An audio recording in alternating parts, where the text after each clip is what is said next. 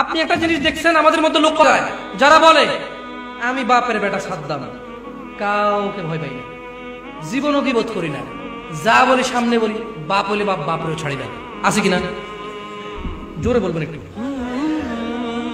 আমার মনে হয় আমরা সবাই এরকম বলি যে সত্য কথা বলতে ভয় কিসের?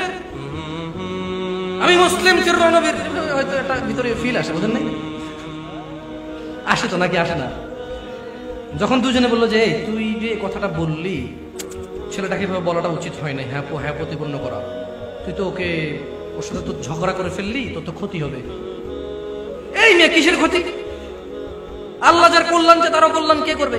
সে আমার কি ক্ষতি করতে পারে? হ্যাঁ, আমি সত্য কথা বাপরে ছাড়ি না, সে কি জিনিস বলে যাই। কিন্তু দেখেন আপনি যদি সূরা হুমাযা পড়েন আপনি জীবনে কথা বলবেন না, ওয়াল্লাহ আপনার মুখ দিয়ে কথা আসবেই না। দেখেন গীবতের ওয়াজ এমন কোন ওয়াজিন নাই, ওয়াজের জগতে মাহফিলের জগতে এমন কোন বক্তা নাই যে গীবতের ওয়াজ করে না, কিন্তু কেউ কিন্তু এই ওয়াজটা করে না। আমি এটা বললাম, আমি তখন তো ছোট, তখন আমি এই সূরাটা পড়েছি, আমি খুব অবাক।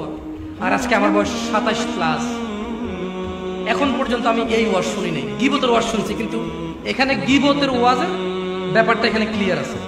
কি? আউযু বিল্লাহি মিনাশ শাইতানির রাজীম। কারা কারা সূরাটা পারে? ওয়াইলুল লিকুল্লি হুমাযাতিল লুমাযা। এর অর্থ কি বলতে পারেন? কে কে হাত তোলো দেখুন। দুর্ভোগ প্রত্যেকে জাহান্নামে যাবে, ওরা সবাই। আল্লাহ রাগ করবে ওদের সবার উপরে। লিকুল্লি হুমাযাতিল লুমাযা, যারা পিছনে ও সামনে লোকের নিন্দা করে। এবার বলো দেখি, তুমি সত্য কথা বাপরেও ছাড়ো না, কথা দাও, ধমক দিয়া বলো এটা খারাপ। ওই দিন মদ খাইছো, আজকে বড় বড় কথা কস, বেয়াদব, তোর বাপ কি করাবে জানি না। না, ও তো সত্য কথা বলে, বাপকেও ভয় পায় না, এই জন্য বলতেছে। মিথ্যা কথা কিন্তু বলে নাই, আসলে সে মিথ্যা কথা বলে। কিন্তু আল্লাহ কি বলতেছে বলেন তো? ওয়াইলুল লিকুল্লি হুমাযাতিল লুমাযা। এটা যদি সত্য হয়, তুমি যে তার সামনে তাকে বলতেছো তুই তোর মতো গাজুডি বেড়া, তুই এনে বড় বড় কথা কস, তোর বাপ তুই মদড়ির ভূত মদড়ি, সে কিন্তু মিথ্যা বলে নাই। এর বাপে মদ খাইতো, ছেলেটা মদ খায়, এবং সে প্রাউড ফিল করে বলতেছে আর তোরা সব কাপুরুষ, বলতে পারলি না তো? আমি তো বললাম সত্য কথা বলতে আমি ভয় পাই না, সামনে বলে কি, আমি পিছনে বলে কি বোধ করি না। নিজেকে এরকম ক্লিন করে কিনা অনেকে, বলেন তো আল্লাহ কি বলছে? নিন্দা করা। কি করা বলেন তো? এভাবে কাউকে বলা, এটাকে নিন্দা না পরামর্শ? এটাকে নিন্দা না নসিহা? তোর মতো খারাপ আমি জীবনে চোখে দেখি নাই, তুই অস্বীকার করতে পারবি? ওই দিন অমুক মাইয়ার অন্য ধরে টান দিছিলি, আমি ছিলাম আর কি, দেখছি।